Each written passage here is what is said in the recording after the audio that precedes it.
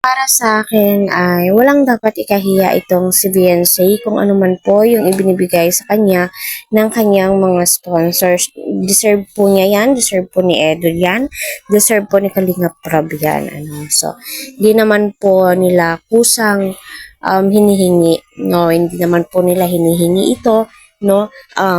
Kusang loob po ito ng mga sponsors ni Beyonce na ipagkaloob kasi alam po nila sa sarili nila na deserve ni Beyonce ang tulong na ipagkakaloob po nila. At kita naman po natin lahat po ng binibigay ng mga sponsors ay gamit na gamit po ngayon ni Beyonce.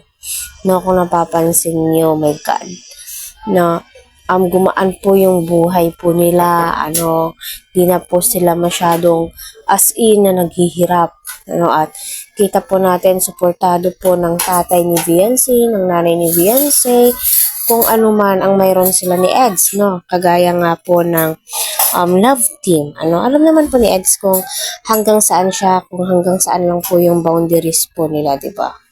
At kita naman po natin napakarespetado ni Edu. So, ano nga ba yung ikinakahiya ni Beyonce? So, panoorin muna natin to.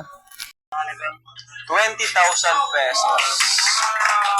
Ayan.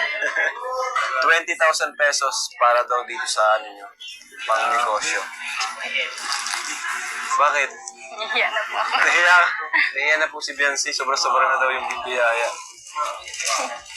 Deserve mo naman yan, Beyonce. Huwag ka mag-alala. Alam namin na...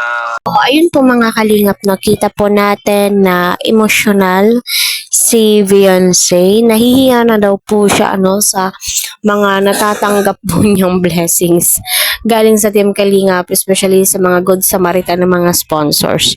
So deserve mo yan, Beyonce, tanggapin mo lang kasi di mo naman yan hiningi. Binigay po yan ng mga busilak ang puso. Kasi alam po nila na deserve mo yung tulong, yung tulong na ipagkakaloob nila sa'yo.